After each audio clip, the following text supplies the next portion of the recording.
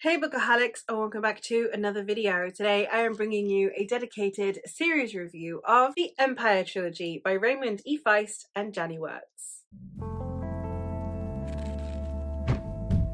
The Empire trilogy is a classic epic fantasy series that consists of Daughter of the Empire, Servant of the Empire, and Mistress of the Empire. In the Empire series, we are following Mara, who was about to take a vow of confirmation to enter in what is basically like a nunnery. However, she is stopped just before this act happens because she has to go back to her own country. That is because her father and brother have mysteriously died, and therefore she is now the sole heir to her kingdom. Having gone from being someone who is going to become a priestess to someone who is going to have to navigate the political sphere with zero experience is very daunting to her. So it is how she goes about initially gathering around her enough trusted people that will help guide her through this initial phase of learning how to navigate a whole new existence. This series is an incredibly political series. It is also one of the earlier instances of things like feuding houses, of negotiations, political tactics, and manipulations. It is also times where you as a reader do not know the full scope of the plan in hand and what possible ramifications and repercussions might come of that. It also is not one that steers away from more harrowing scenes and violence. It has the likes of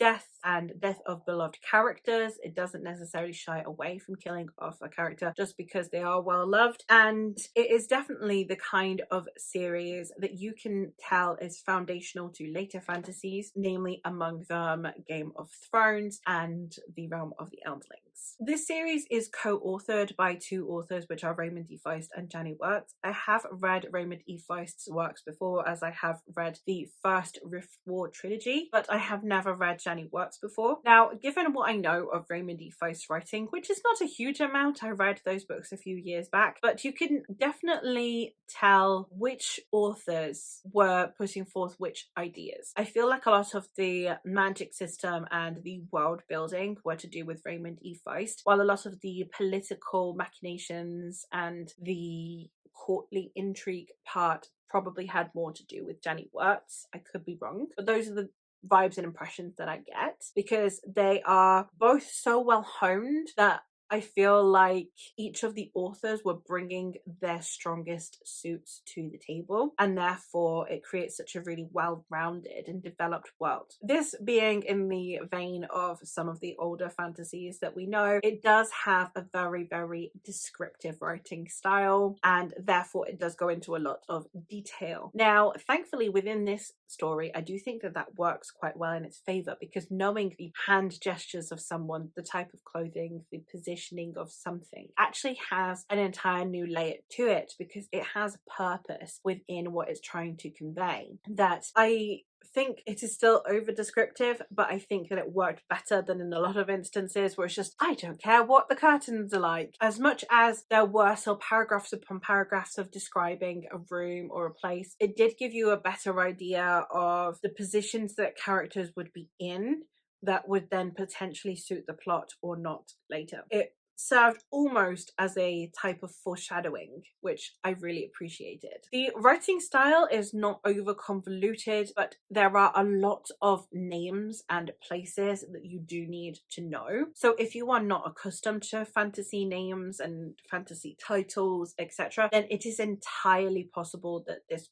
would not be for you. Also, if you just don't normally read classic fantasy, I'm not sure this is one that I would recommend, just based on writing style and based on, as I said, the density of the writing and the need to know so many different names and places and titles, who is who, family trees, how they relate, etc. It's not necessarily going to hold your hand. That being said, the actual plots themselves are not overly difficult to follow, and they are very, very intriguing. So if you like political fantasy, then this is definitely one that I think you should give a go, solely on the basis that the way the politics unfold and the way they constantly are upping themselves, the stakes and the danger that increases with every single volume of this trilogy was incredibly well crafted, and it really does have you on the edge of your seat at times, and not because there's some big looming battle, but because the outcome of a single conversation can be so defining. And I really, really loved that. The way that Mara comes into her own as well was incredibly well developed. And you can definitely see that this book has a woman's hand to it when it comes to writing the women, which, thank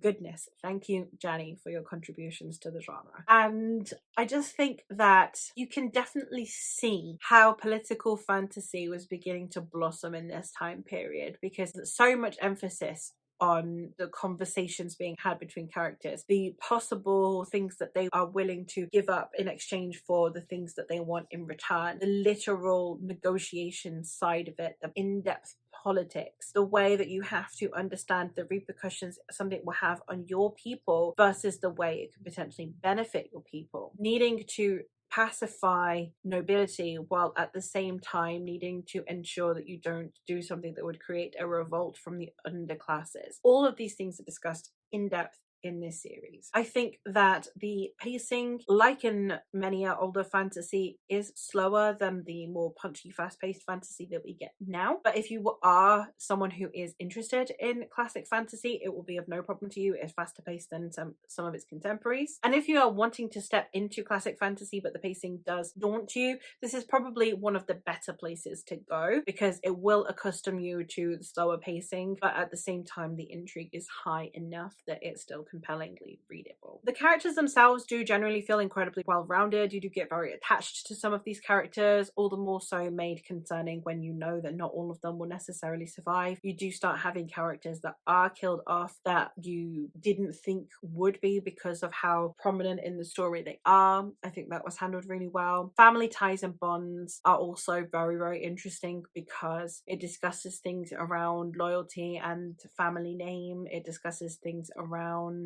the interconnections between characters and on things like lineage, on things like securing loyalties, on how deep or not a betrayal would feel, and also on creating feuds. The characterization, not only in the larger socio-political scope, but also within an intimate scope of how characters interact with one another, how much characters care about each other, are also really, really well-rounded in this series. For the most part, do I think that this is a new favourite series? Not particularly, but do I think that it really had an incredible contribution to the genre, and am I incredibly grateful this series exists? Irrefutably. So do with that information what you will. I don't know if I have much more to say on it, because this is a series that it moves so slowly that there isn't very much to discuss, aside from that it is incredibly political, which I think I have already harkened on about enough. So that is all for this review. Let me know if you've read this series and your thoughts on it, or if you are interested now in reading it. But that is all from me for today. Bye!